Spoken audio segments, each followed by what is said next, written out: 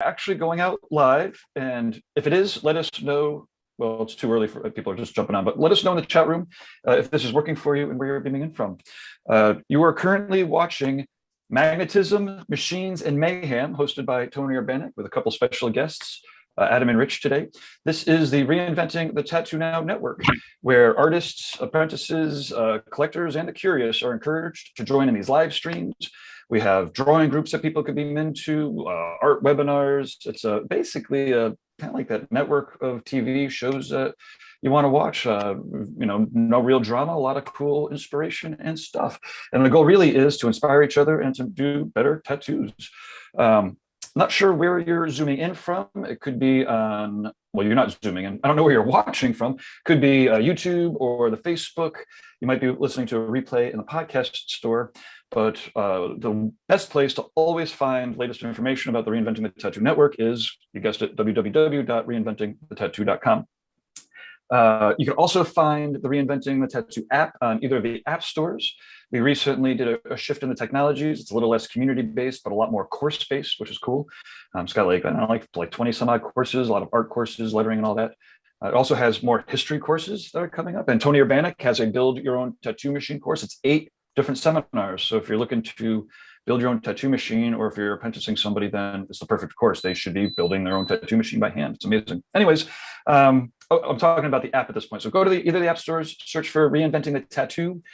You want to get the one that's in the learning section. The social one will be on its way out. We just have it there still just to transfer people over.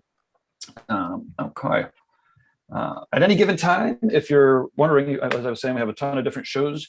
If it's 2 o'clock in the morning and you're not sure what to watch, if you just go to Reinventing the Tattoo, there's a little link, Reinventing 24/7, or scroll down on the homepage.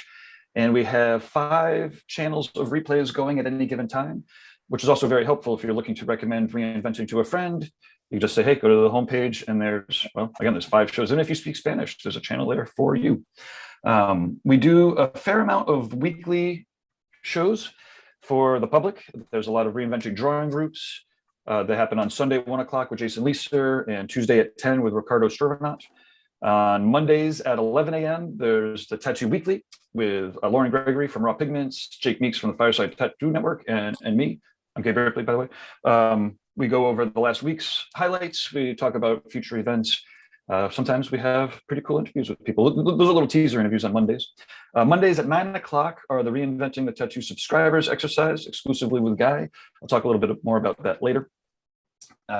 Wednesdays at 12 noon is the Tattoo Now show. It's happening actually right after this. I've got Gene Coffee and Thanks Anderton beaming in, which is going to be pretty cool.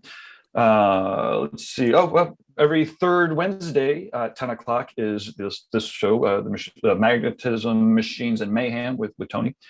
What else we got? Thursdays at 12 noon is the Tattoo Collecting podcast. They've been doing it for over a year. Fawn Baker and Jordan Ruckus talk with tattoo collectors. So it's great for tattooers to hear more about or hear from the collector's point of views. And it's also great for people that are getting tattoos to learn how to not make mistakes and to get awesome tattoos right out of the gate. But like I said, now that people are tuning in, I guess I can't do the testing at the same time. Let us know in the chat room if this is working for you. If you have any tattooer friends that might be interested in tattoo machines, tag them. That way they could find their way here. Let's see here. Real world events. They are actually happening again. We just had one at True Tubes in Red Tree, February 5th and 6th. You can go to reinventingthetattoo.com live to catch the replays. We're doing all these events hybrid. I'm really psyched. I got the tech going so that we mix all the audio and the video and stuff. It's pretty amazing. Let's see, other upcoming events. April 11th to the 14th is our first Inspiring Tours. It'll be in New Hampshire. These are limited to 5 to 10 people for 4 days. The first one's Sean Barber and Nick Baxter. They'll be doing painting seminars the first 2 days, and then a collaborative tattoo the third day. So the painting, the tour itself is all booked up. But if you're interested in getting that collaborative tattoo from Sean Barber and Nick Baxter, it's going to be fucking amazing. Yeah, get in touch with us because they're looking to book that tattoo, I believe. May 20th to the 22nd is Hell City, Columbus. That's hellcity.com. There'll be a full reinventing room and a full set of seminars. June 10th to the 12th, Ink Mania down in Florida. Again, we'll have I think Sunday is Phil Holt and Stefano and Guy will be doing, Guy is beaming in, but we'll be doing a day of seminars and whatnot. I think Franklin Notch is doing seminars down there. That'll be a fun one. Anyways, that's inkmania.com, I think, June 10th to the 12th. July 29th to the 31st is the first Rubber City Tattoo Invitational in Akron, Ohio. I completely forgot who's producing it, but I'm pretty sure they're cool. No, I'm joking. That's Tony. Tony's putting it on. It's going to be great. He's got a eye for detail. You can check out the Instagram, Rubber City Tattoo Invitational, and yeah, I mean, maybe we'll talk about it a little bit today. Anyways, make your plans for that. That's in Akron, Ohio, July 29th to the 31st. Then in August is the other Hell City. That's over in Phoenix. I don't have the dates in front of me because I did not update my script, but I will in the future.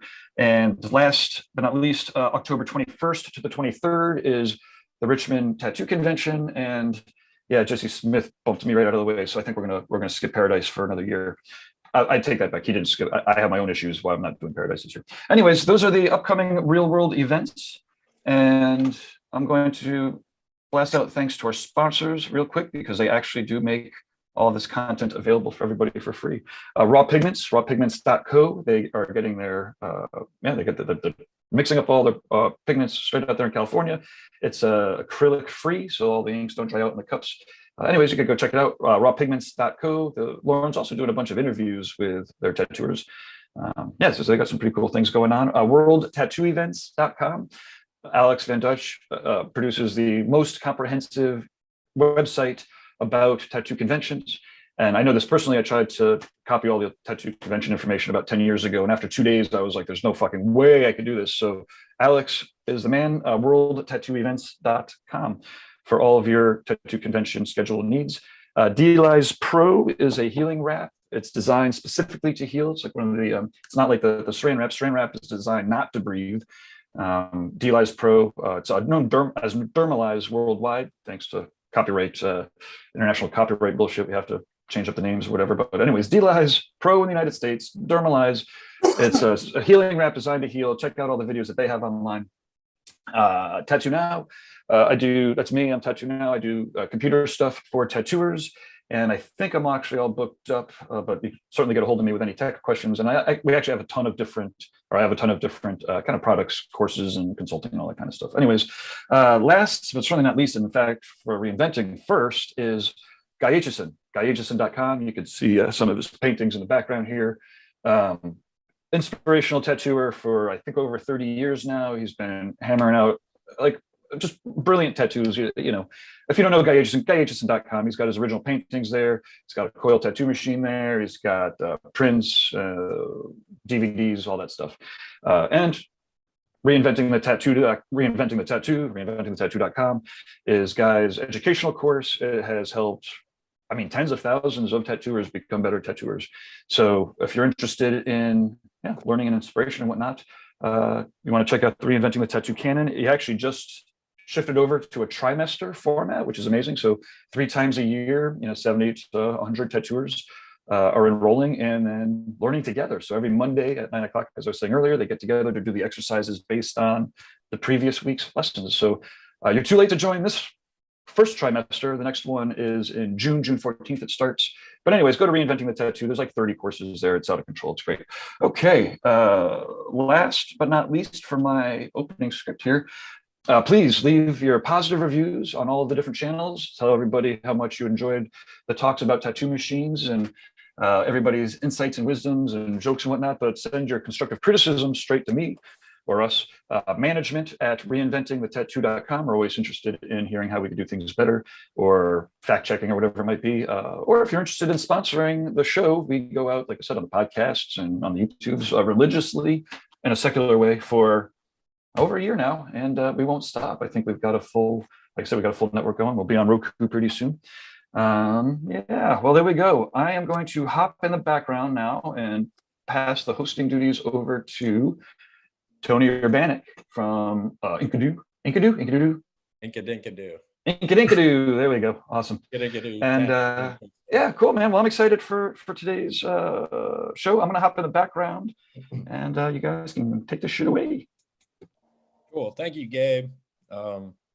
Hi, everybody. My name is Tony Urbanek. I work at Ink and Inkadoo Tattoo Studio in Pittsburgh, and we do this little show here now every third Wednesday of the month religiously. I usually do this show with Greg DiGiacinto, but he's at Veritas MFG. But due to some scheduling conflicts this morning, Greg had to bow out. So I picked up Rich Helton to come in and join us and help us grill out Adam Hoover this morning, who runs Junk Machine Company. And just to have some clarity on that, his stuff is not junk. It's a good play on what he builds, and it's very aligning to mine and his style of recycle, repurpose, reuse. Is very fitting. Rich Helton runs Blood Money Irons. Rich is an amazing businessman, friend, and confidant. And we've had him on the show before. So I thought he would be an appropriate guest for some grilling. We've been in constant contact in the past couple of days. Actually, the three of us have. I don't believe Adam and Rich have ever met. No. So it should be a good familiar. You're really familiar, though. I met your buddy in Chicago, your partner, I think. Tommy. Yeah, he's colorful. He's cool. He's a cool dude. He traded. Yeah, he swapped some gear machines. Oh, very cool. Yeah. He has he did a couple gears. Yeah. So Adam, Rich. This is kind of a loose format today. We're going to talk about machines, obviously. We'll talk about the magnetism, the draw to the business, the draw to the work that we do, and the mayhem that surrounds our lives. Hence the name of the podcast. The mayhem in our lives, family, travel, conventions, et cetera, business. Like this platform is no holds barred. This is an educational platform where we just cover like a broad spectrum of the perspectives of our lives as tattooers and machine builders. So y'all know who I am. So Rich, you were on here several months back, but you want to go ahead and reintroduce yourself to the folks out there that are listening and catch them up to speed. Basically, my name's Rich Helton. Been running Blood Money since 2009. It all started just like most machine builders, just mostly tinkering with stuff and, then assembling stuff, and then, got into welding at first, and then kind of fell in love with brazing 3-piece machines together. Blood Money Irons. Mm-hmm. The Blood Money is funny. I actually got, I don't know, not harassed, but I ordered some stickers from, I think it was 555 stickers or something on Instagram, and someone said I was stealing the name because the rapper of the game has a Blood Money record label, and so I was basically kind of stealing trademark infringement type stuff. But I don't know, it's just something that kind of stuck with me, the Blood Money. And you've been in the business how long now, Rich? In the tattoo business since '97. I started working for my parents in Akron at a place called La Rox. That place was started in, I believe, '94. It was downtown Akron. But yeah, it's been quite a journey for sure. And Adam, you want to give us a little bit of information about yourself, your history, your background, how long you've been in the industry, how you started, et cetera, et cetera? Yeah, for sure. I'm Adam Hoover. I've been tattooing for about, 15 years now or something? Going on there.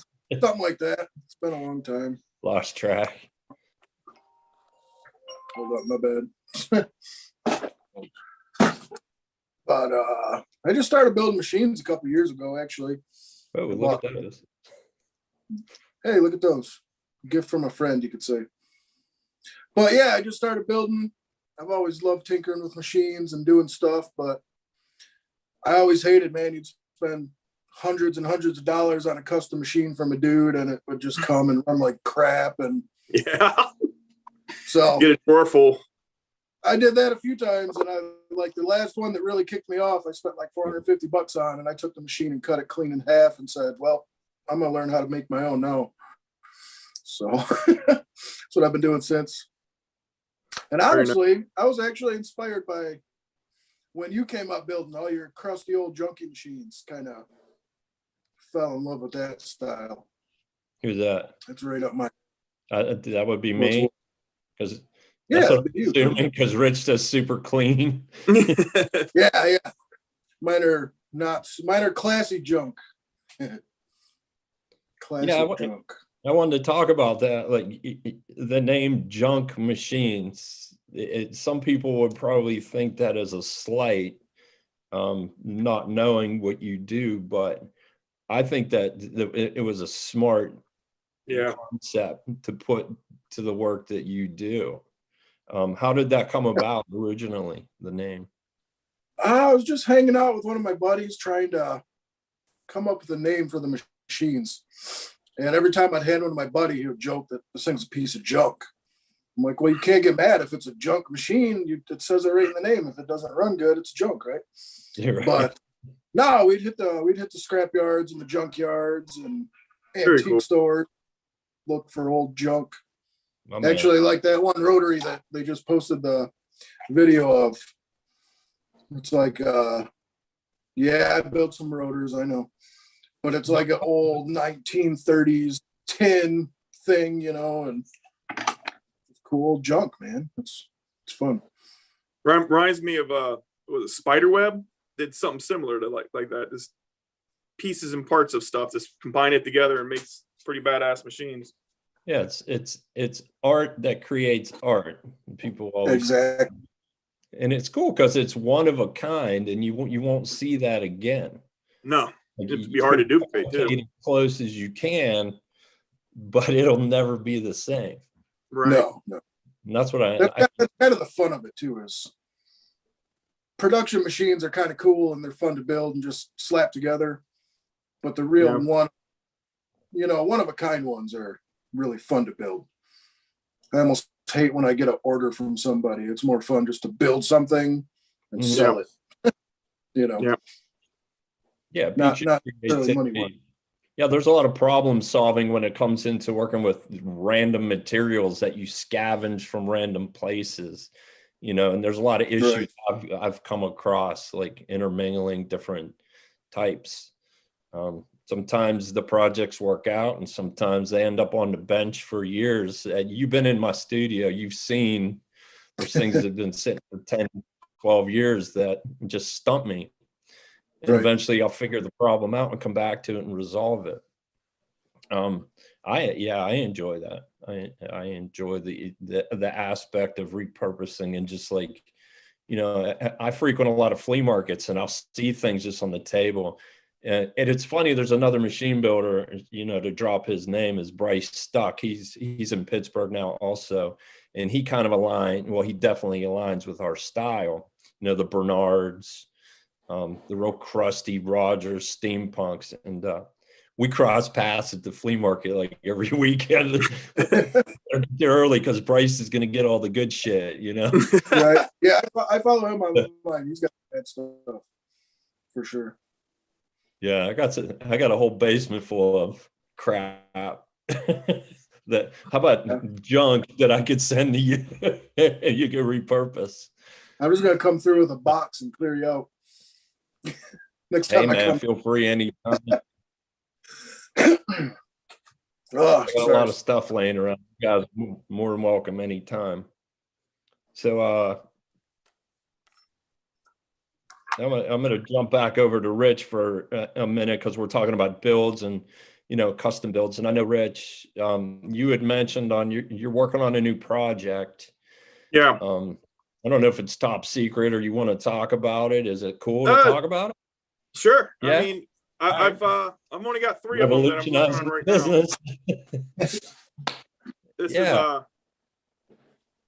can't really tell through the video, but it's a mini, but it's made for cartridges. Basically, it's almost like a math equation. You got to try to figure out, you know, the amount of tension that the plunger from the cartridge, you know, adds to the A bar. But yeah, it seems to be going pretty good. I got a couple of guys testing them, and everything goes good. I'll probably put them on my website probably this weekend if I can get them, you know, 5 of them together. Right. That'd be sweet. So I'm gonna do. I don't know if you guys are familiar at all with like horror action figure stuff. You can kind of see my background. I kind of collect that stuff, but they always have like one that's like a splatter. So I'm gonna do one splatter, and the rest of them will be clean. Oh, I thought that was the test machine, and that was just the byproduct. Yeah, I mean, this might be one I keep. I'm not sure. I don't know. I gotta start keeping my stuff because I'll start forgetting how I made it. Yeah. So, tell me about the differences in this machine as compared to a regular stiff. Well, if you really look, I came out about 2 years ago with something called a Reaper coil.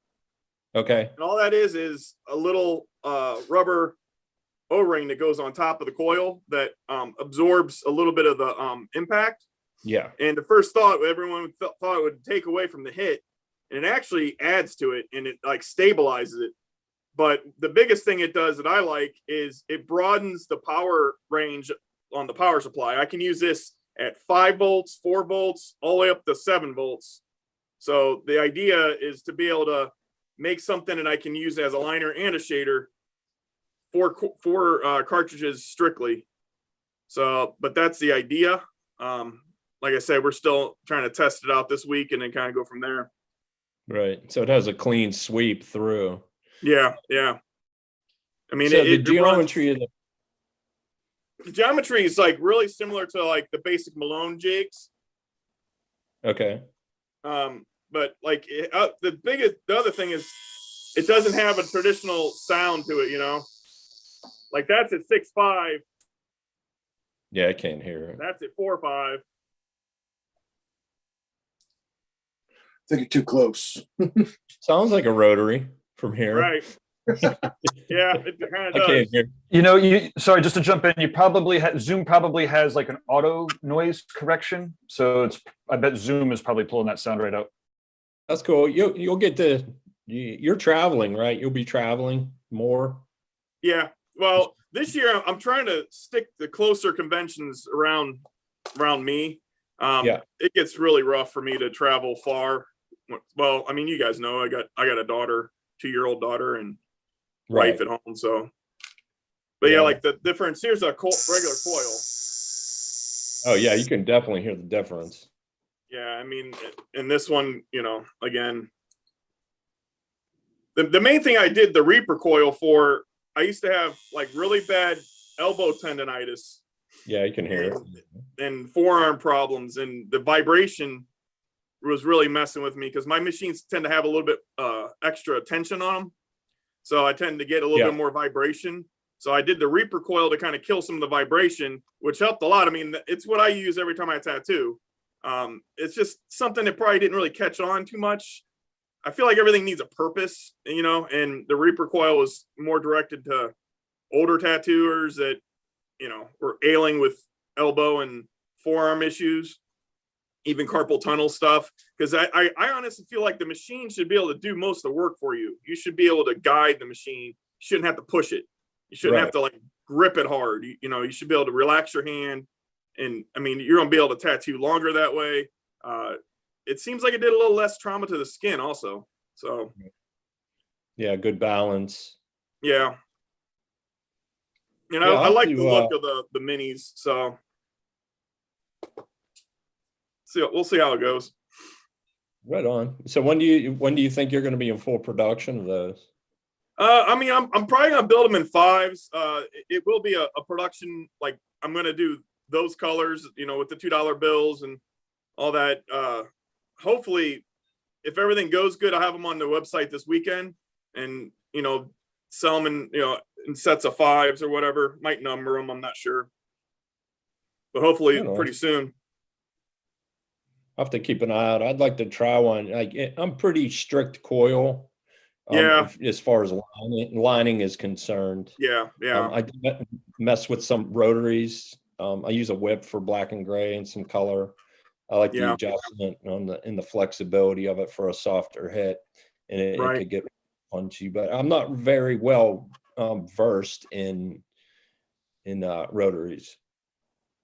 I haven't played with enough of them. There's so many out there. Like I played with a dozen or so, but nothing is really I've settled with anything.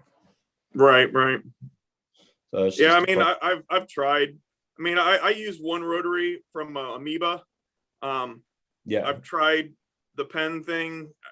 I personally, everyone around me loves them, but I personally can't get into them. They're too light. I mean, it feels like you're tattooing with like, an empty water bottle, Yeah, I always need that weight on my hand to keep the stability of my line work. And maybe just because of the generation we grew up in, and it's hard to adapt. I used to have guys come to me for the heaviest machine possible. I'd build these ginormous J frames with 3 16-inch thick side plates and quarter-inch base plates that weigh like 5 pounds. And people were like, this is stable. I don't even feel it run. Right. After using it for 20 years, you have a forearm like a yeah. You don't see that a whole lot no more. Like these kids have been tattooing for 2 and 3 years, and all they use is those pens and stuff. And it's like, man, steel tubes. I mean, they don't scrub tubes no more. Yeah. It used to be they didn't make needles. Now they don't scrub tubes.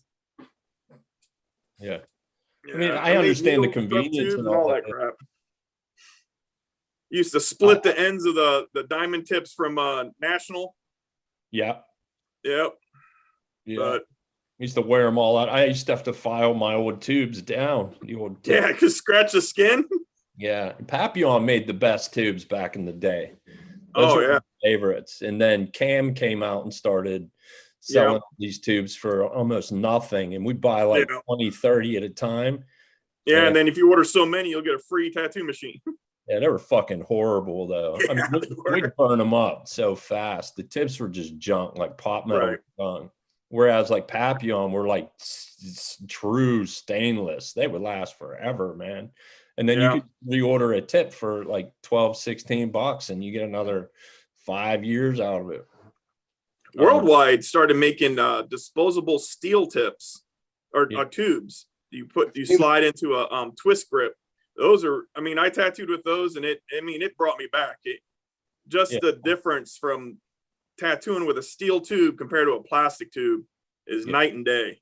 I like true tubes. They have the steel tip on them.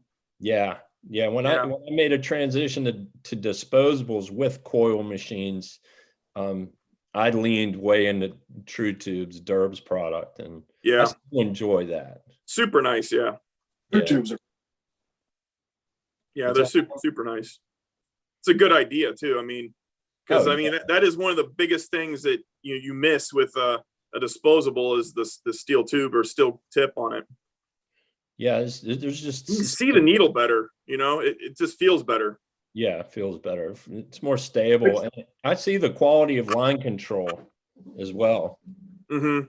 The machine seemed to run too. What's that, Adam? It said the machine seemed to run a lot better with the stainless tip also. Yeah. A lot more consistent. I was just up at Red Tree, Derb's studio, and he has the supply company in there. You guys ever been up there? It's quite a thing, man. It's something else.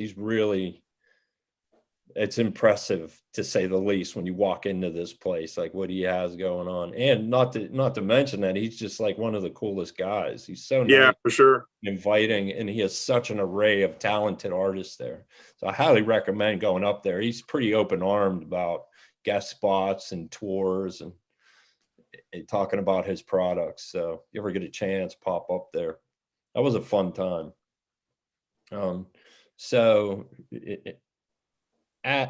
Getting back to Adam, he sent me a rotary a couple weeks back.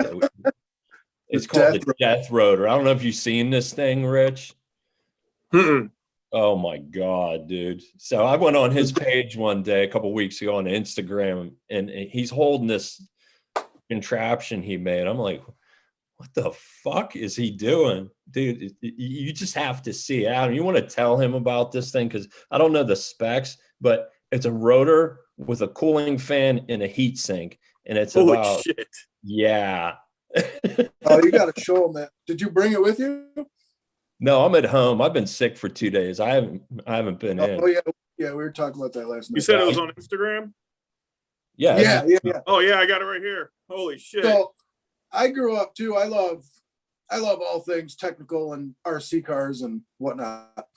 So I had a stupid idea one day to build a rotary with a 10th scale radio control car motor. Wow. Just to see if I could do it. So I love your reaction, Rich. No, that's really cool. So I got a couple I do. It's a 540. There it is on the right. Oh That's yeah, that's the Death Rotor Sidewinder. Oh, that's the Sidewinder Death Rotor. That's a whole nother animal in it. Oh God, yeah. But it's a 10th scale RC crawler motor. They're all American made with bearings and whatnot. They're awesome company. But I used to compete with the scale RC cars and all that shit. And it would push my 10-pound RC truck for days on end without even getting warm. Hey, sorry, just real quick, where can I find this one on your? Am I going up or down? I want to show this one. It should be back down a little bit. There's the motor to it right there in my hand. You see how big it is. They're just ridiculous. Oh yeah, it's stupid. So that one's a 35 turn. It's you can engrave somebody's bones with that one for sure. It's you could like chisel a sidewalk with this thing, man. I told him I got to do a blackout sleeve, and I'm using a 45 mag. And it's not big enough. Yeah, he's like, this will be fine. I'm like, oh my God. I got it and ran it. My guys in the shop are like, oh my God, you're going to use that thing? I'm like, yes, I am. It is surprisingly super, super smooth, and it lines like a beast. It you know what? It has a super smooth sweep, so you can run it super slow. I guarantee you, whatever you put in it, it's going to make it happen. You lined with that thing? Oh yeah. I lined with a little 5-line. I did a few tattoos with that before I sent it to you. Yeah. And it was super, super smooth. I was actually pretty impressed with how out there it is. Oh, it's out there, man. So when I got it, the cooling fan wasn't hooked up, so we had to make that. No. Happen. Oh, did you? We made that. Okay, that's cool. Yeah, I remember some years back, I heard a podcast or something. Fuck yeah, that's awesome. Guys were complaining, they thought that maybe blood particles and air moving around the shop. So I unhooked the cooling fan just in case, shit didn't blow around or get sucked into the tattoo. Yeah. Well, that makes sense. Hey, Gabe, pull that back up, will you? The cowbell. That cowbell is pretty cool. Yeah, the cowbell's fun. A cowbell's something else, Gabe. That was one of my failed experiments with the triple coils. It failed? Well, the machine, I just slapped the frame together real quick and it ran like crap. So I've been wanting to make one of these. Yeah, that's super cool. So when I used to build machines for Kingpin, the first series of church machines, whoever casted them, they did it out of gray iron, so the two vices would all snap at the neck. So people would send them back, and I'd replace the machines with a whole new machine and ductile, just swap the parts out, put a new frame on it. But I would take the old machines and I'd whack the two vice off, and I would build doorbells out of them. Nice. Yeah. And blown out coils that wouldn't cycle or ohm correct. And I've had all these boxes of parts. I'm like, what am I going to do with this shit? Just went back full circle, man, became doorbells, and I would just give them away. I picked up a few old school bells at the thrift store I found to make some cool desk bells and shit lately. So I got something cool for you guys. That me and Gabe actually hit me to it. It was an idea we had for Red Tree, but we just didn't have Red Tree was just like a last second thing. So for the Rubber City show, what we're going to do is we're coming up with the idea of the Tattoo Machine Olympics. I think this is something you guys would definitely shine in. So I don't have the list of the ideas we came up with right here, but one of the ideas is a platform with essentially like a slot car track going down, and we're going to race coil machines down it. So the vibration of the machine. Nice. And then I think Adam, hate to say it, but your Death Rotor probably win the next one. We're going to chisel through something. Don't know what yet, but maybe we'll. That's a cool idea for sure. Kinds of materials and groupings. Like everybody will have a specific grouping that I bring. Like, okay, it's a 45 mag. You got to chisel through this 1956 Dodge hubcap. Like, make it happen. Nice. There you go. I got a machine for that. I got a smaller Death Rotor. You do. No, did you see that? Pull it in with a weed whacker motor. Right. I did like a mini Death Rotor, and the thing sounds like a goddamn airplane taking off an aircraft carrier. I think there's a video. There's a video of it on my page. Is it? Oh, I have to dig that up. If Gabe can't find it, we'll have to dig that up. Yeah, So it's down. What other crazy stuff have you built, man, that you're most proud of? Like just off the wall. It could be anything, not just machines. Just, I mean, Well, I build a little bit of everything. We yeah. build Jeeps and do woodworking and house stuff, and I just like to tinker and build a little bit of everything. Right. But I dig machines. It's fun. It's fun making art that makes art. Yeah. Yeah, for sure. And I see you're on it, man. Like you're out in, where you at again? You're way out west, like northwest. Oh, I'm in the middle of Michigan. Yeah. Oh, you're Michigan. I was thinking you were Iowa for some reason. Oh, so yeah, that machine. I love that one. Old school Cleveland stuff. Yeah, I was but you'll dig it, Tony. That spring across the bottom is actually the factory trigger spring out of my Glock. Wow. Repurposed, man. I just was cleaning my gun one day and I'm like, this would make a good spring for Cleveland. Just I don't need this gun. I need a machine. Right, yeah, all the time. There it is. Yeah, there it is. Right. Let's just look at it. I'm like, Another, this is happening. This is something. Yeah, it's either going to take off on its own or it's going to work. It's like a time machine. Yeah, it's fantastic, dude. And I'll say, Rich, this kid cranks some shit out like on a daily basis, and I just watch. I'm like, wow, like, and see where his mind goes. Like, yeah, that's cool. Fantastic. Just the randomness. You got to find, if you go down a few more, there's a video of me holding a machine next to a power supply. You got to hear this damn thing. It runs from 1.5 to 9 volts, and I cannot tattoo with it past 3 volts. It's too much. It sounds like something you need to ship to James Vaughn.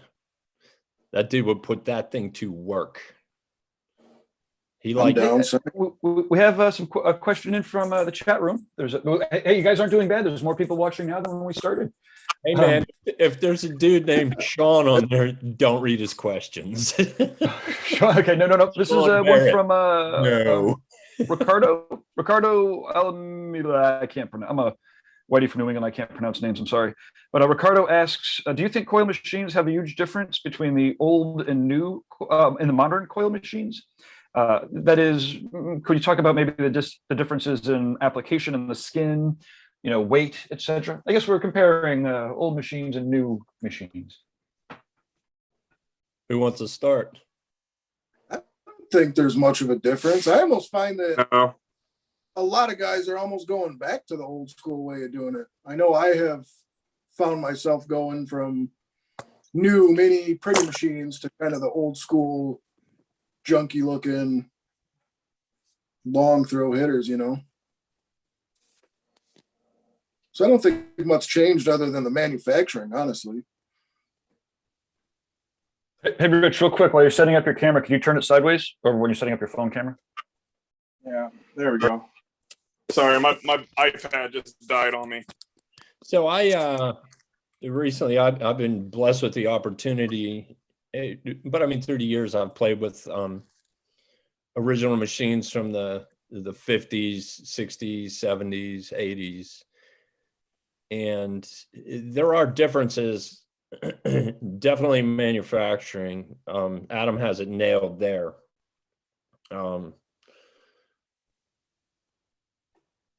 I've had a chance to dissect some Rogers machines that were in a fire that Mike Skyver owned and try and get them back to working in order.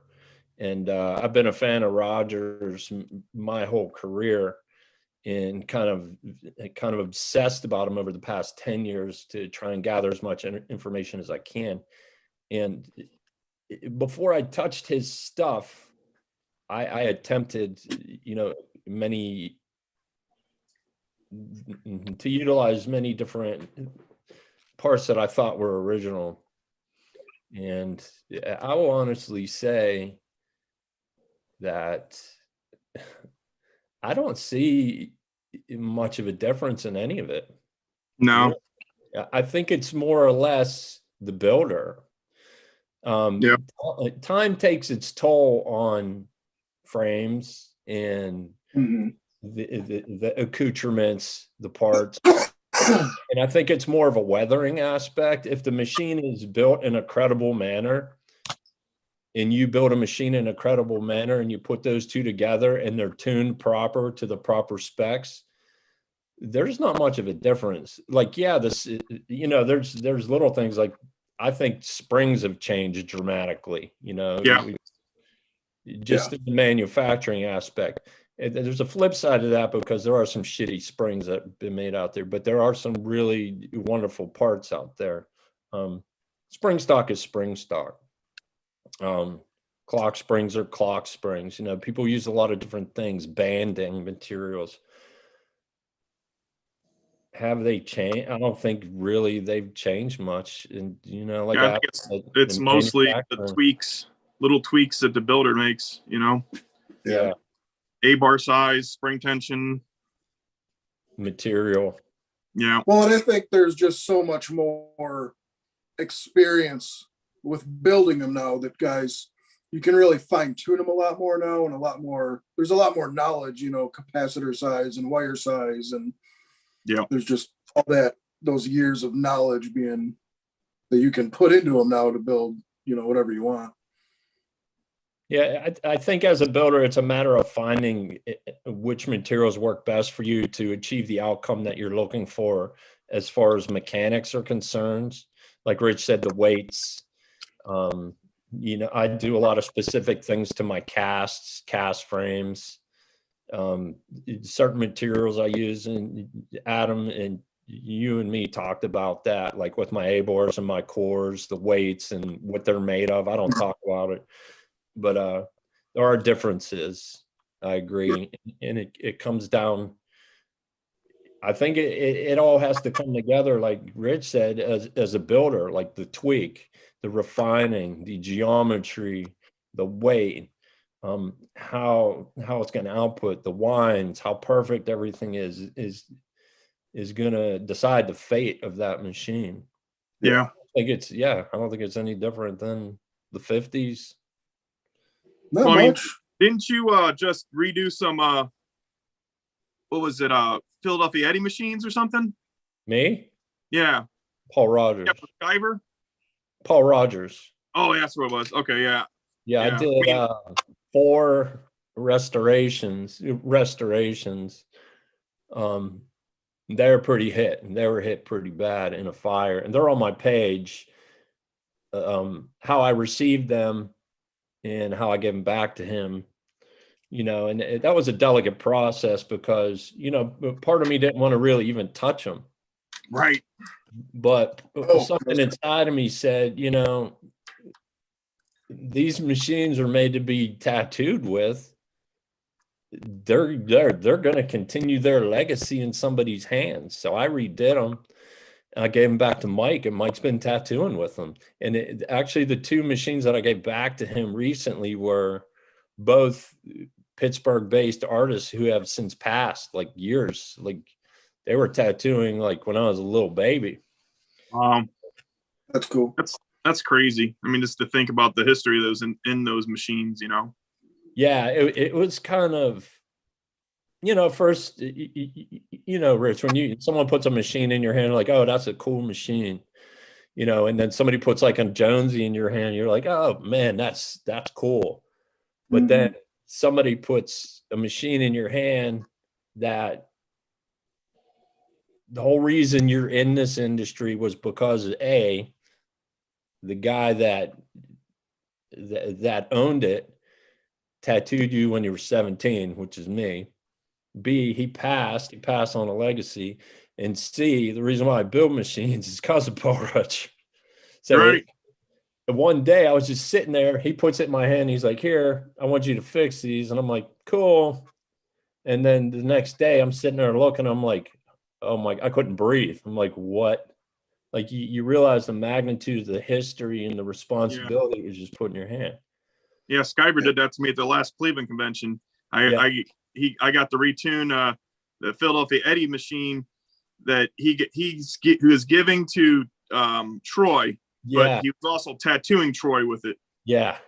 And I was just like, wow, he just needed to get it running to be able to do a tattoo, and I got to retune it and stuff. And it was just like I kind of didn't even want to touch it, but you know, I wanted to be able to do something with it. So. But I mean, we're obligated now because we've just stepped in. We stepped out of the shadows into the footsteps of giants, and right, we're supposed to know what we're doing. So yeah, you're like, hey, this is what I do. You're putting it out there, so people are going to say, hey, I'm calling you out. You're that good. Yes, do it. Oh, yeah, That's kind of a weird thing. Oh, good, huh? Was that the profile machine? The faces? Yeah. And they went through the fire also. Yeah. I mean, they needed new springs and stuff, and that's the biggest part. I just didn't want to replace the springs. I tried my hardest to not to, and I ended up having to put new springs on them. And I was like, oh man, I kind of felt bad. But so you had to do those on the fly at the Cleveland convention. Yeah. And he wanted to tattoo with them that night. Yeah. And I was like, oh man. Be one thing to do at your workshop, or you have the necessary facilities to restore some of those pieces without, you know, replacing. Right. And try to make the springs kind of look a little aged or something, you know, do something where it doesn't look so clean and shiny on something that's, you know, obviously not, you know. Yeah, smoked is what I call it. Smoked. His fire was, that was sad. Yeah, that was a tough one. Did you ever get to visit the museum? No, I didn't. I see Skyber all the time at conventions, and you know, we go outside and smoke and you know talk it up and stuff. But you know, he's such a nice dude. So did he bring his showcases up to Cleveland to display what was left? Yeah. So you know the magnitude of some of these projects, man. Yeah. There's something else. Yeah, you know what? That guy's he's opened a lot of doors. Crazy hell with like car accident or got hit by a car or something, and he wrecked his motorcycle, punctured his lung. That's what it was. Yeah, sidecar. That happened during COVID for him or something, and good God. Yeah, I talked to him the other day. He was chopping wood, man. Him and Mary are doing great. That's great. He texted me this morning. He's heading out to Philly, so he won't be down to the Pittsburgh convention this weekend. Oh man, are you guys coming down for the Pittsburgh show? Is it this weekend? Yes. No, I'll be in Philly also. And Philly is this coming weekend, 6th or 18th. No, Philly's the following weekend. No, next weekend. Right. You guys, I might try to come up to Pittsburgh then. Yeah, I'll be there. See what I have going on. I'll be in the studio Saturday. I have someone flying in, but I'll be there Friday, and Sunday is like my kickback day. So I'll be nice. On Sunday. Yeah, when you're going to Philly, why don't you stop through, Adam, on the way, and I'll load you up. Hell yeah, either on the way or the way back. Well, One of the two. if you could I'm stop. gonna go through Thursday. Next Thursday, I'll be heading through. Okay. So how many shows do you have lined up this year, Adam? I got Philly next week, doing Chicago next month, middle of the map in Des Moines, Iowa in May. I'm actually the machine sponsor for that show, which it's a super rad show. This will be the second one. I might do that Pittsburgh, the tacos one. Yeah. With Justin Schultz. I might try and do a couple more kind of through the summer and fall. Just to get out and travel and see the country. We do. It's a really great show. It's in August this year. It's the West Virginia. Yeah, that's always a good show. And doing Rubber City too, obviously. Yeah, I might be there. I might be at Rubber City. Maybe. I hope so. Yeah, I hope so too, Rich. No, it's all good. Actually, the show is doing really well, man. It's got a lot of traction. It's got a lot of attention. I'm super psyched for that show. Yeah, that's gonna be a blast. But yeah, the Rocco Cunningham runs that West Virginia show, and that's in Morgantown, right on the college campus. And it's a small show, 100 booths, and it's just the vibe, dude, is just all love. Like, it's awesome. Lots of coil machines there too, aren't there? A lot of coil guys. Yeah. That's what's nice to see, is go to a convention and actually hear a convention. Yeah, I sponsor that show. I've sponsored that show since day one. Nice. Rick Cherry also. He's super good dude. Yeah, he's a big sponsor of that show as well. He's backbone. Skyver's down there. Jimmy Oddfellows comes down. Yep, I know Jimmy. He's from up your way. Yep. I built with him a little ways back when he was building a lot more, but I used to build with him a lot. Right on. I think Corey Clubs comes down for that one. Yep. Or Clubs, yeah. Yeah, that's a good one to look into for sure. Send me a link. I will do so. We could talk to Rocco and see what we can do. Hell yeah. Trying to think what else I want to cover here. I took a couple of notes.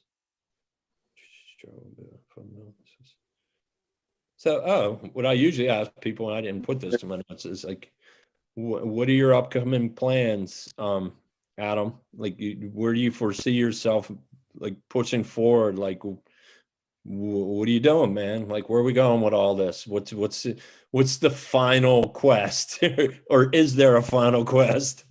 I've been debating that a lot lately. I really don't know. We're getting ready to probably move back to my hometown this summer, but with that will come a nice machine shop we'll have set up, like a legit one. So I don't know if I want to maybe go more the way of Rich here and get into some more production kind of stuff, or start making parts, or I definitely want to travel. I'd like to get overseas. I know a couple guys overseas that are real cool. It'd be fun to just see the world and build shit and have fun. I feel like the whole industry's done a 180 again from like when I started tattooing. Everyone's super cool and friendly again, and yeah, it's been nice these last that few is years. one thing. Like, I'll say when I first started, it'd been like late 90s, early 2000s. Man, especially when I was in Akron, like, shops didn't talk. No. Guys didn't talk to each other. It was almost everyone. And that's, I don't know, that's garbage to me. Yeah, I hated that. You'd go to a convention or something and nobody gives you the time of day, or right. I hated it. Yeah, conventions are though. They're so much fun. I mean, there used to be builders that were like that really bad. Like, they think they got the top secret, the magic sauce, and they're not giving it to nobody. And I think, for coil machines to survive this, pens and rotary stuff, there needs to be more knowledge being put out there, I don't know, helping the younger generation understand the history with coils and the magic. I mean, it is magic, you know. It is. It blew me away. The last couple conventions I did, these younger tattooers would come up to me and be like, they had no idea what the coil machines were, or if they did, they're like, oh, that's one of those old school ones, you know, like from the 40s that nobody used. Like, they were just blown away. It's like they were looking at a old rotary phone or something. I mean, and it's sad. To me, that's sad. But I mean, don't get me wrong. Some of these kids are doing some amazing shit that, you know, took some 10 years to, you know, be able to come close to. But, you know, they're doing it in 2 and 3 years. And hell yeah, they are. And they're killing it. But at the same time, I mean, I don't know. Hey, like I always say, from A to B, whatever gets you there. I don't care if you use a stick, a coil, a fucking C motor, whatever works, man. Whatever makes you happy. I'm cool with all that. There was a time when the shift came, not to roll back out of that statement, but rotaries have been around a long time. Yeah, they have. Yeah, there's no reason why everything can't coexist, and it's actually, I shade with a rotor for some things, and I color pack with a coil machine, but I specifically line, depending on the piece, with a coil. It's the way I work, and that's There's that. nothing, I mean, nothing wrong with that. You can get a pen to line. Yeah, it's gonna take you a lot longer. A lot more effort. Not really. See, I don't know. The way I run mine, though, man, I crank them up and send it. You have no problem with it? I have no problem. My buddy that works in the shop with me built this little rotary with this little, I don't know what the hell motor's in it, man, but it lines like nothing I've ever used before. I can push an 18 round single pass solid. Yeah. Nice. And it's just stupid at like 4 volts. My issue, and these kids don't even know what a single pass is. Right. And it's solid, no choppiness, no nothing. So I think it all depends on the style too. Like, there's a painterly style where you don't want to do trauma and you want to layer after layer after layer after layer when you're color blending like an oil painting. So that totally makes sense for that style of art. And those pens in rotary work well for that. You know, soft outlines that put shit out of focus, you push-pull contrast. You could do it with a coil. And I've seen guys do traditional hardline stuff with fucking Cubans that they're ripping lines from wrist to elbow in one pull, man. I don't get it. There's a guy he's about an hour north from me, Nick Cristofano, who's doing a sick ass rotary. It's called 9 Sparrows. And I've been keeping an eye on. He doesn't. I've known him a long time. I don't think he realizes I've been keeping an eye on his shit. But man, he's something to watch now. You're gonna see this 9 Sparrows. It's gonna pop, man. This shit's gonna blow up in the rotary game. Yeah, it's so hard in that one though because there's just so many. Oh yeah. Yeah, it seems like everybody started knocking Cubans machines, like especially the overseas cats, man, ripping that same frame style sidewinder double spring. Yeah, there's a ton. But that's what happens when you revolutionize an industry. Look at Aaron Kane when he was casting biomech machines. Holy shit, dude! There was a war going on in the 90s. Yeah, there's guys. Yeah, I give Aaron a lot of credit. He was one of my main influences. Him, Seth, Soba, trying to think who else, and Bernard. Bernard was like, when I saw Bernard's shit, I was just like, oh my God. Right. I got to marry this guy. Like, he get it, you know. I grew up around antiques and like industry and scrap yards and shit. And I saw what he was doing. I was like, that's have you seen? Do you still follow Aaron Kane? His stuff now. Oh my God, so refined, dude. He's amazing. Well, the metal. He's taking those Austin frames and then carving them up, and my God, seems like next level every day. Every day. The material he uses is what gets me because that shit's not cheap, and even in raw form, and then just to cut it apart like that. Yeah, the Damascus stuff. Yeah, and that superconductor and all that bullshit. Yeah, the superconductor's mind-blowing shit, man. So expensive. I love to see his process. Well, I think he's making a lot of his, like, folding his own Damascus, if I am understanding correct. Yeah, Can't that's quote. cool. Yeah. There we go. That'll be the next evolution. I'll get a forge and start making my own goddamn metal to weld up. Yeah. Yeah, that'd be super fun. I'd love to get him on here one day. Yeah, his stuff. Yeah. Oh, I'm sure he will. Good God. Yeah, his shit's ridiculous. Yeah, it gets real quiet in here. No, it's just crazy. Except it takes me back because I used to have that hook machine. Yeah, I have 4 I've had a couple of spirals. machines. That hook machine was a shit. Yeah, I have his #1 gold spiral, Nice. Oh, wow. and then I just picked up a frame from Bryce Stuck. It's a cut back double spiral, but I have 2 other low number double spirals too. I have a hook. I have a bunch of his stuff. I have one of his first 13 machines. Yeah, there's Bryce. Yeah, his stuff's cool. Yeah, it's grimy. I dig it. It's got that old Urbanek feel to it. Wow. However the fuck say your name. Yeah, it's got it looks like that thing rode around in a 1926 Model A Ford's engine compartment for 40 years. Yes. Right. That's the look, man. That's the rat rod, old school. That's the machine, dude. It's just raw Mhm. dog.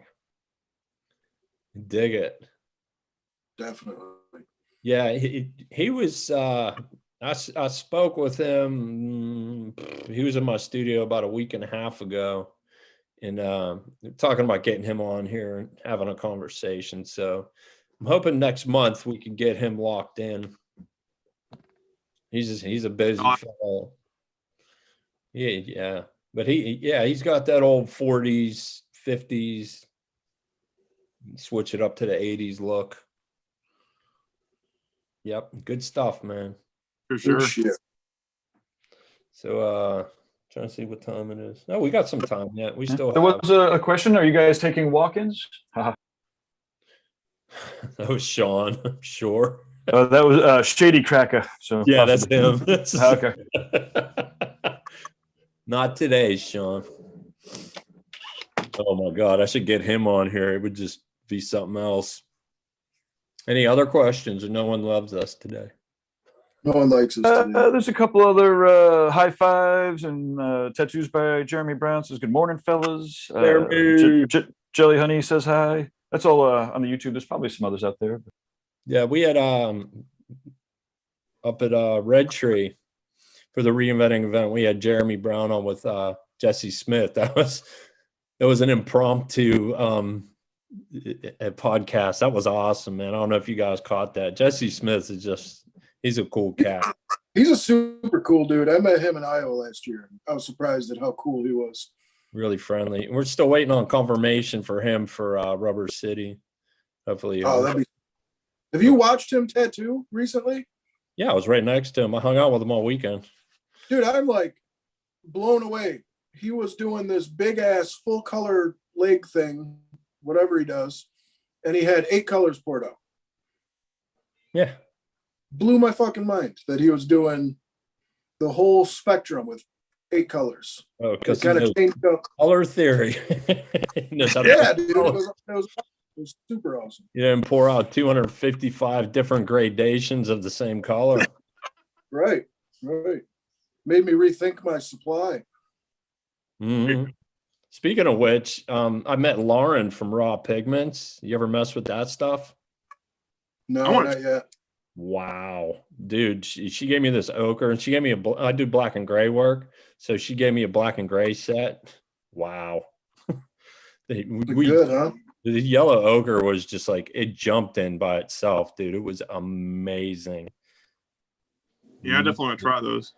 Yeah, I highly recommend it. Like I'm a big fan of Eternal for like a traditional style and like my painterly stuff.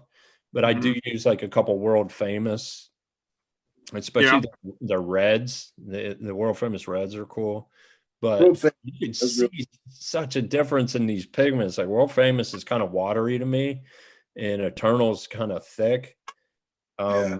And I was and I used this raw, dude, and it was like kind of wet butter, and it just flowed. It didn't dry out and nothing. It was so easy to work with.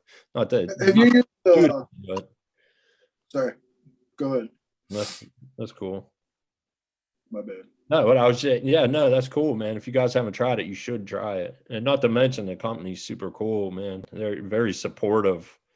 And it was really cool. I got to meet Lauren for the first time up at Red Tree and see this stuff and talk to them. And it was just such, it was a good adventure up there. But yeah, that's a company to keep an eye on.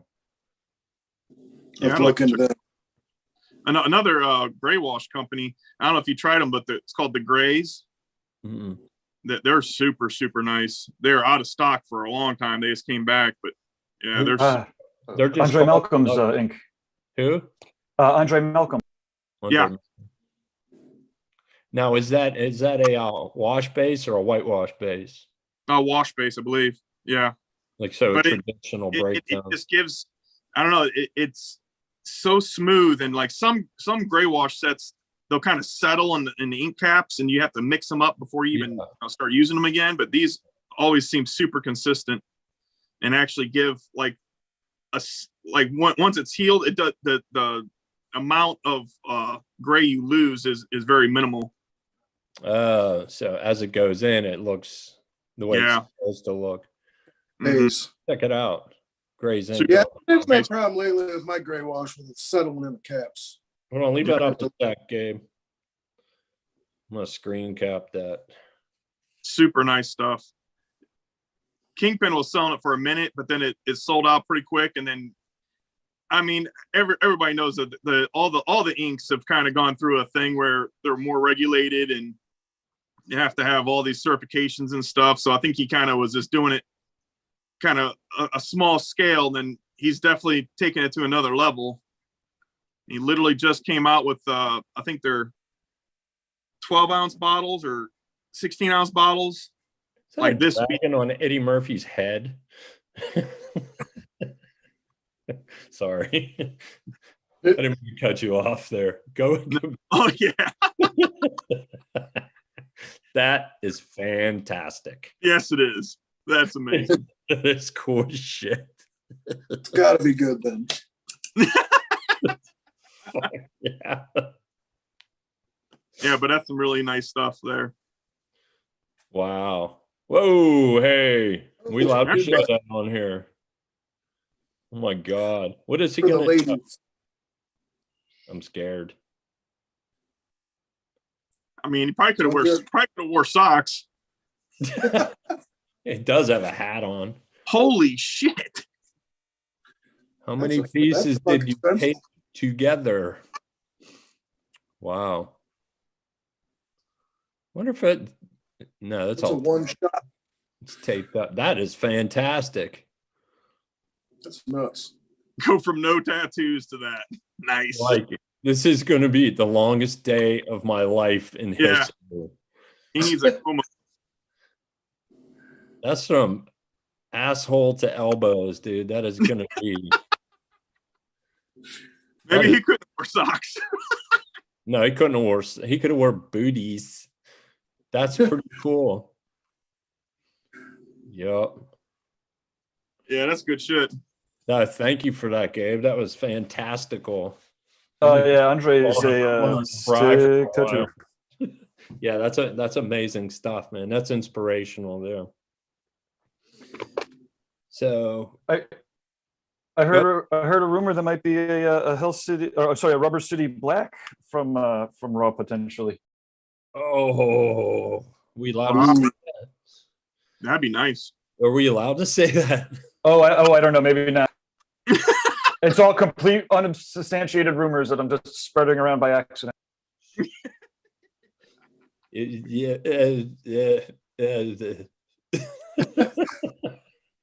Well, just make it happen, and then it'll be true. Make it happen. Yeah. I guess I'm going to make that happen. And that there's no. No, I'm not going to get into it. All right. Yeah. How about them Gucci's? No, anyway. Gucci's.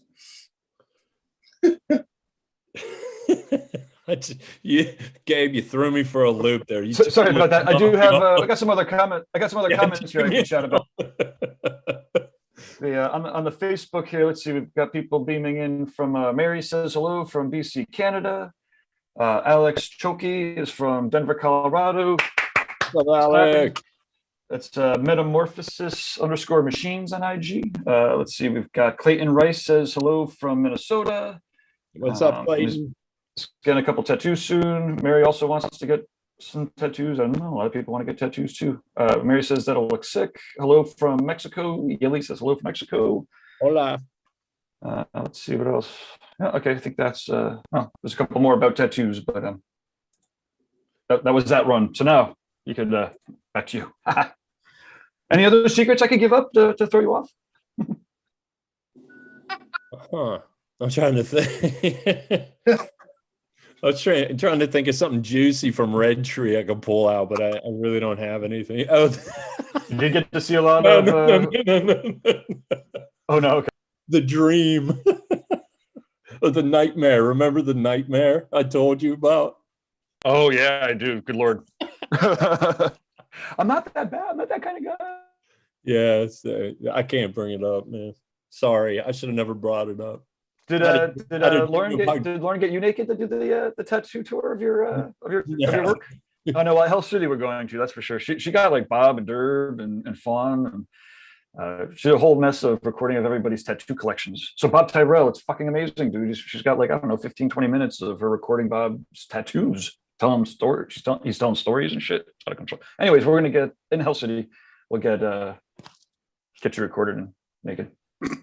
Jealous of that. Nobody wants to see me naked. Not at 52. All they got to do is go in your bathroom at the shop. I saw that picture. Yeah. Oh my god. So yeah, I should send that over to you. For what was it? My 50th birthday. Rich Cosgrove that works for me. He took the centerfold for Burt Reynolds, the Cosmopolitan Man. You could look it up, and he put my head on it. And they blew it up to like, what is it, about 3 feet by 4 feet, framed it, and hung it in the bathroom of my shop. It's fucking great. That's some good shit. It's me eating a bowl of celery in pose. That's awesome. Which is really funny is I had a client come out of the bathroom and they're like, oh, I didn't know it was that hairy. I'm like, you really think that's me? Right. Some people really think the clients always come out and they're like, that's an interesting photo of you in the bathroom. Should put it on the side of your building or in the window. Oh my god. Get you a lot more customers. Let me get closed down. Yeah. Oh, okay. We got another one here. This will be awesome. We could maybe we'll get some controversy, maybe. No, maybe not. Faceted Ink Studios asking about the Numa 4s. Anybody has any interest in any of the Numas or Numas? Wow. That's not my department. I won't let air compressor machines be in my shop. I can't handle that shit. No, he's probably talking about I don't think they do that anymore. They don't? No, the new ones. No, they haven't done that in a long time. Well, I'm really not familiar with the new Numas then. I think the new Numas are just supposedly a really nice rotary, like a pen, but I guess they dive into how the needle goes in and out more like a coil machine with the duration of how long it stays in the skin and whatnot. And Numa somehow find a way to make their mechanism so the needle behaves more like a coil machine. And that's the theory, I guess. From what I've read, they seem cool. Complicated, but they seem cool. Yeah, I have to check them out. I'm not really familiar with them at all. No, I've heard pretty much the same thing you're saying, Adam. I haven't really looked into it, and something I will do. There we go. That's my only thing with rotaries. Some of them just get so overly complicated that I don't know. I feel like that's the nice thing about a good old coil machine is you're still going to have that son of a bitch in 100 years.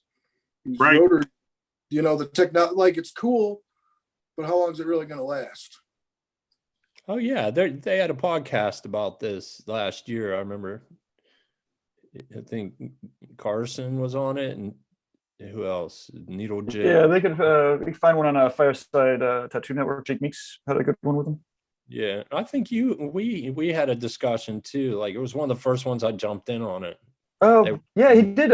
Carson was on the show a while back. Yeah, he was talking about Yeah. the. Yeah, I remember now. Yeah. Yeah, apparently, I did speak to somebody. It might even have been Lauren who was talking about those machines, saying they're just absolutely fantastic. Or it might have been Jesse Yunker. I can't remember. Like I've talked to so many people in the past, right? 2 days even. It's hard to keep track of all the information coming in. Yeah, I have to look into this. Might have to score one, Gabe, so we could test run it and critique it and check it out, review it, love it. Let's see, next up is let's see. Jelly Honey says, "I'm a tattooer and I happen to live in a junkyard. The gears are turning." Yeah, I couldn't even imagine. What's the address? Right. Coming, you're scavenging. Faceted Ink did thank you for the Numa answer. I recommend just going to their site and just going to the source direct if you need to find out about a product, whether it's Numa, Yes. whatever. Just to They wanted your expert opinions if available. Yeah, I'm not an expert in those. Nope. That's for sure. Yeah. I built junk. I don't know nothing. That's right. I'm an expert in junkyards. Yeah. Indeed. So yeah, one of the coolest parts about building machines, like on my aspect, is I could just be walking down the street and see like a crusty washer laying on the ground and just Get a whole build just a whole bill. And that's the beauty of it. Just like you were talking about antique stores and flea markets and just seeing certain things, and it's just like, right away, like, yes. And I know, like, I have boxes of just junk in my basement, and I'll know exactly what piece will work with it and where it is. And I call it organized chaos. Yeah. Is that your process, Adam? You can't see any of my stuff right now because my desk is a straight mess. How I get anything built beyond me. What's that? Where is your workshop? Because when I talked to you this morning, I texted you. You're like, yeah, I was going to go out in the freezing cold and make some frames. Oh, I got in my garage is all my where I like build all the tools, and then I come in the house in the office here and kind of assemble and tune and everything inside. Oh, okay. Yeah. I thought you built them on your roof or something. Yeah, I mean, I might as well. It's like 20 degrees outside. It's cold. Whew. Yeah, man. In Ohio, it'll be 15 degrees one day, and I think it's supposed to be 56 degrees today. Yeah, 60 down here. Yeah. Jesus. Wow. Yeah, you guys get that lake effect shit too, man. Oh boy. Some like 18 inches of snow, one of those last giant storms that came through. Yeah. Oh, did you guys get hit that bad? Yeah, and we got hit with, freezing rain to start, and then it was sleet, then it was snow, then it was freezing rain again. There wasn't no plowing it or shoveling it. We got nothing. It went south of us, so we didn't even get a flood. Wow, that's pretty lucky. Yeah, it gets dragged up through our little valley there all the time. Yeah, we got smashed pretty good up here. But it's clearing up. I think it's supposed to be warm today and tomorrow. So it's I'm looking out the window now, it's melting. So we're in good shape. It'll be good traveling weather for this weekend in Philly. Hopefully. Bryce is in the chat room, says morning, fellas. Bryce? Morning. Yeah. Who? What's the Pittsburgh show this weekend? Pittsburgh Tattoo Expo. That's Greg Piper's show. He does a DC show also. Okay. I didn't even know about that one. Gabe, did you say Bryce? Correct. Yep. Hey. Too bad we couldn't pull him in for the last 10 minutes. Next month, Bryce, like it or not, we're coming for you. Wait, where that? There it is. You, yeah, right there. Sorry. I thought it was funny. All right. Fire So, Pittsburgh's. There's a Pittsburgh's website here. Yeah, Greg Pipers. I want to try to go to that. yeah, I'll be there every day, but Saturday, like I said, I have an appointment. Who's flying in? Kyle, hey, what's up? It's way too far for me for last minute. Look, there's Piper. You're tough. Love it. Joe, that's my man. Holy Hey, Moses, you got up there on the hey, top. I'm on there. Holy, shoot me. That's crazy. How did I get on? Kyle Fuka says, "What's up, gentlemen?" He's the one of the people that took your class and is building those tattoo machines, huh? Oh, yeah. What's up, Kyle? How's it going, dude? Yeah, he hits me up all the time for little tidbits of information. How's it coming together, Kyle? Hopefully he's coming together. It's fun seeing his posts. It's fun seeing everybody's posts. When they're building those machines, it's crazy. Is he putting anything up, like his step-by-step? I just kind of see it coming through the feeds, I think. I don't know, Kyle, let us know if there's a good spot to check out all the pictures of this build you're making. Yeah, I'd love to see it, man. I love watching guys build stuff. Yeah. It might be time to have everybody do their official sign-offs, though. Yeah, I was getting ready to do that. So I do want to plug the Rubber City Tattoo Invitational. That is July 29th through 31st. I'm not the host of the show. I'm the owner of the show. So a lot of people are just misunderstanding that. It's family owned, family run. It's going to be family friendly. And the show is not an invite only show, but there is a process for you to get in. So you can apply. There's gonna be a lot of cool stuff going on there. We have, of course, the live tattooing, the seminars, reinventing tattoo now. We're gonna have distribution by local retailers, tattoo supply houses, different vendors. Like there's an antique store. It's going to be, there's going to be henna art. We're going to have just all kind of crazy displays, a museum. Yeah, you just click that link for the hotel info where it says hotel info. The hotel is gorgeous, man. It's called the Blue Teak in Akron. And what it was an old cigar factory. It was redone into a hotel. It's pretty amazing. That's just the booking page. And it'll be family friendly. So we want to keep people entertained. We want to keep people fed.